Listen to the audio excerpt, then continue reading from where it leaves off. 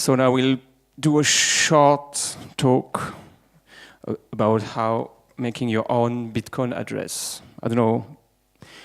I assume some of you have Bitcoins here. Yeah.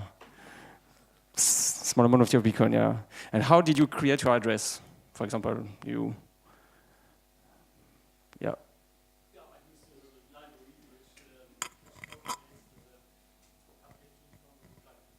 Okay, nice.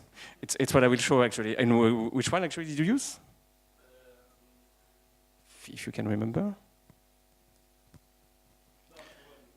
Okay. Because it's really the basics now. And I was thinking maybe some people will come with a computer, so I can share the code and make a small games, but nobody has a computer, so I will send the Bitcoin back to David. Oops.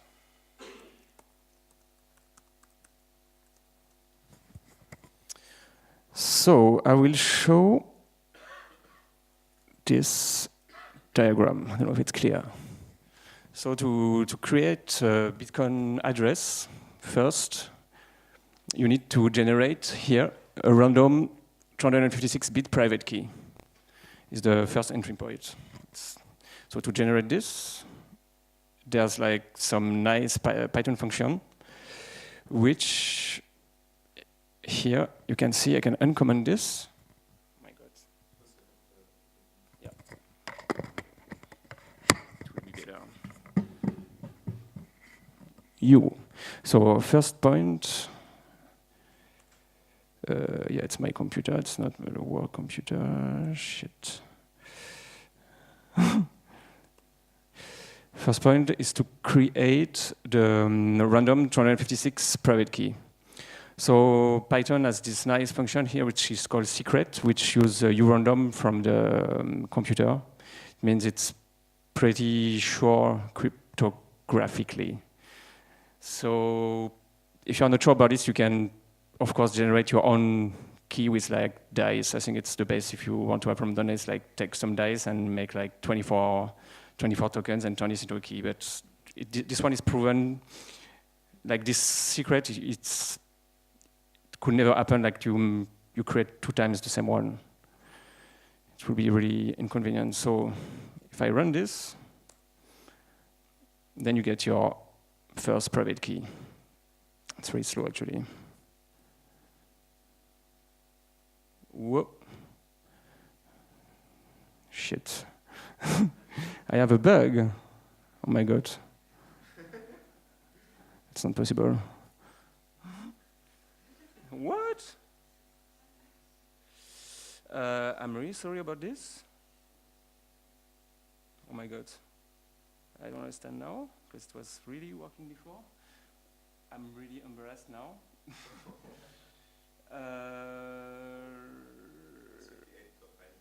Yeah.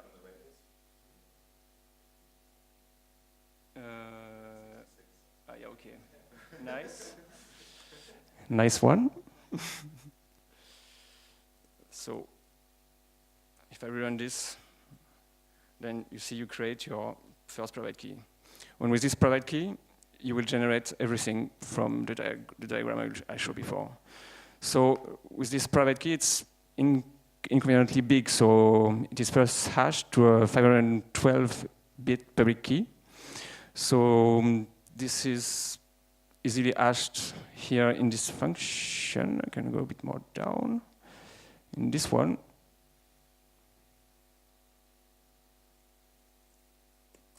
so a private key to public key.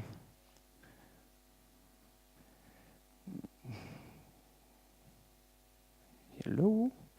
So this does like this sample epileptic curve DSA algorithm, which transforms this random key into this complicated hash epileptic algorithm. It's really complicated algorithm, and it's also irreversible, so it's pretty sure cryptographically. And the Bitcoin protocol at this header, this 4-byte header in front. So here I just generate this from this nice ECDSA Python library, then add the 4 at the beginning. So then you get your my God, it will do this every time. Huh? I just made up? Okay, sorry. Thanks, David. So now you have this second key here, which is really long, you can see. It's pretty huge. So as it's pretty long, the Bitcoin protocol, it turns this 512-bit public key into a 160-bit public hash key. So it's more convenient in a storage value. So this is here just like this simple hash function David was talking about. So first you hash this public key with the SHA 256. Then you hash the result of this into, again, another hash function which is called RIP MD 160 and return a 160 bits. So this is the other part. And also you can see every time I'm running this, it generates a new private key. So every time we are generating there like new Bitcoin addresses.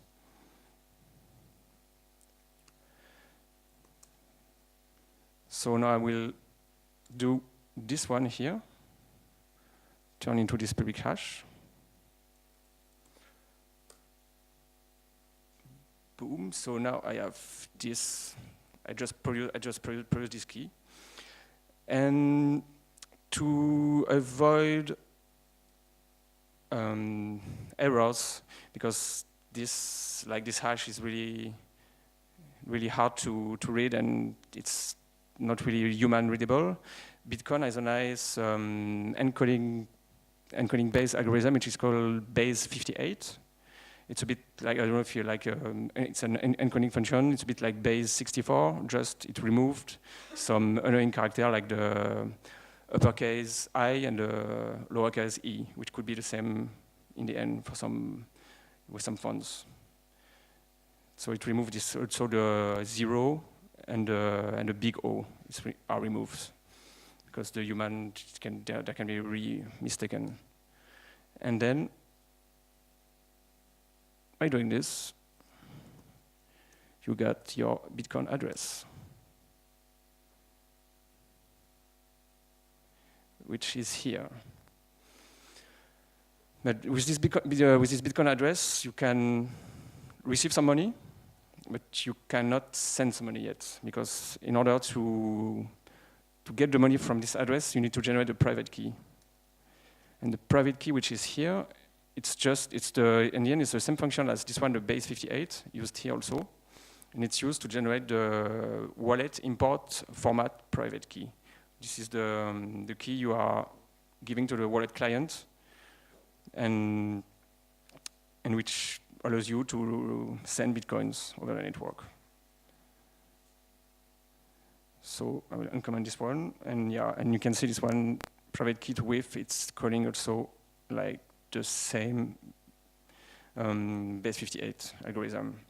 And this base 58 algorithm you can see on Bitcoin wiki. It's really well explained.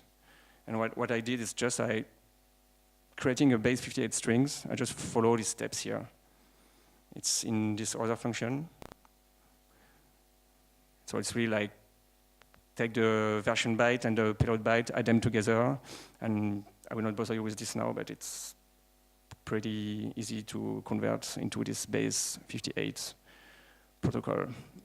And then when I run this, I have my first generated Bitcoin address. Yo, that's it. Here you have everything you need to create your first Bitcoin account and send money to your friends. And David is here. I will send him some money live. So now I will take this one, the last one I created. So this is my private key, and this is my public key. So I just took like a simple wallet, which is called Electrum, yeah. We just took the first. I would recommend not to trust so much this kind of wallet to send money. And so with this wallet, like a kind of not a very nice interface, I can create a new wallet, which is called test Bruno meetup. So I can create this new wallet, which I will import my Bitcoin address. So I will give the private key so I can send money there. So just import this private key, continue, and you have your Bitcoin wallet. And there's no transaction in this wallet, so shit, I should have made the transaction before, sorry. Because we tested these addresses with some transaction before, and we send some money to this address here. So with this address, we'll send some money to the one I've created here. So I just copy this. Don't close this, because if you delete everything, then your Bitcoin are lost forever when you send this to this address. So I will just re-import this address and send this to this new one. And then look the transaction on the blockchain. So I will create again a new wallet. David. Import this key. Oh, it's the wrong one? Ah, yeah, sorry. I need the width.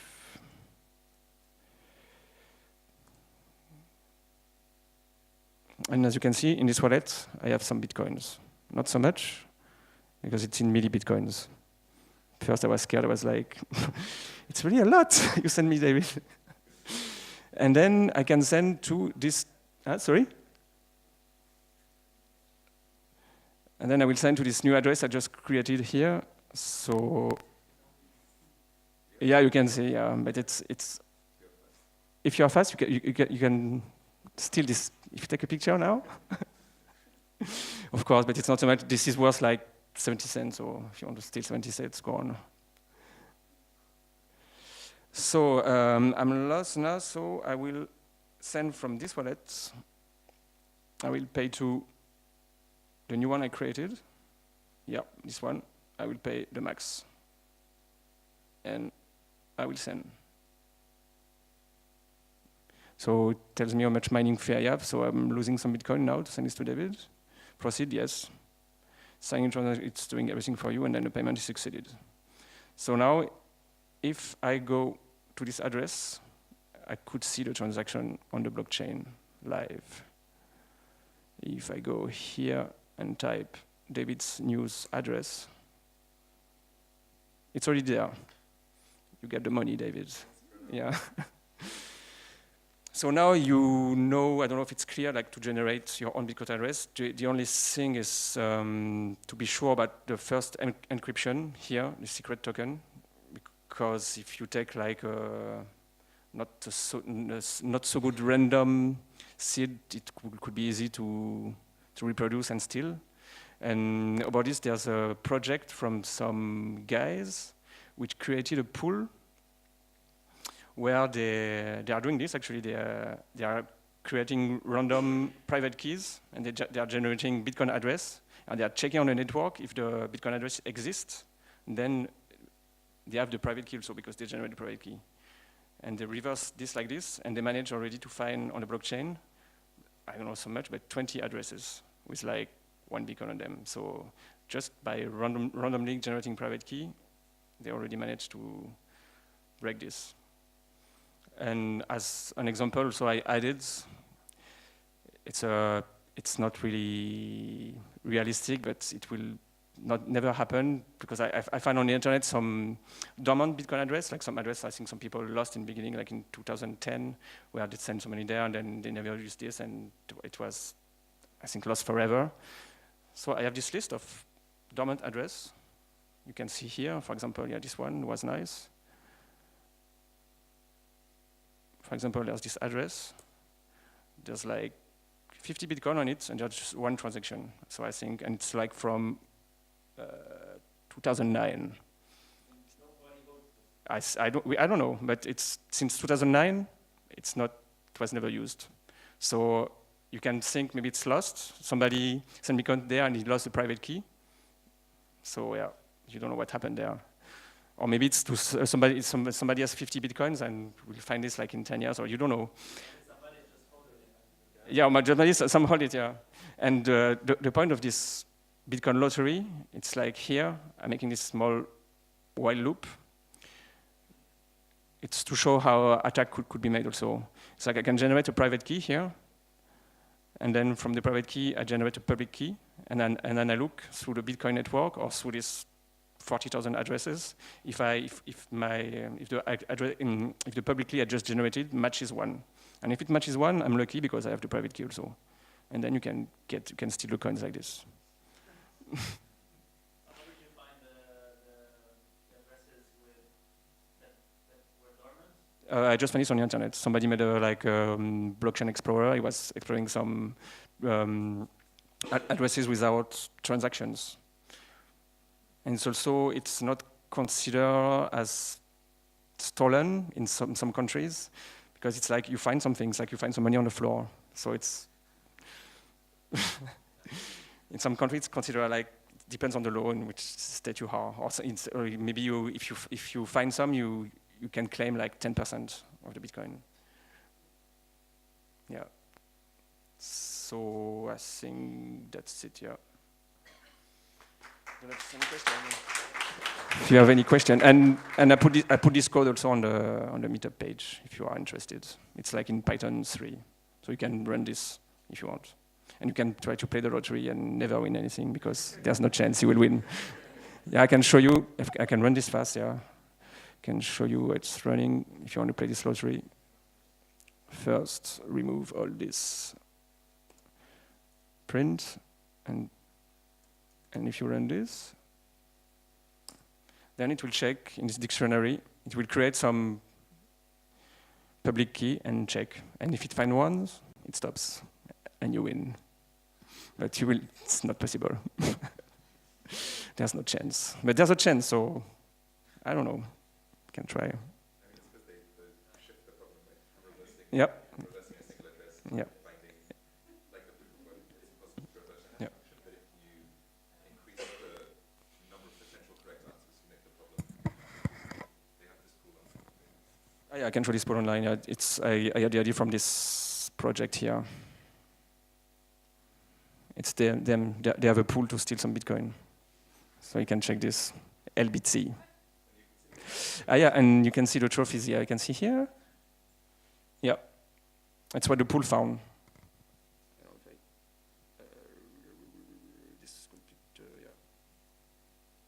So the pool found a private key to da-da-da-da.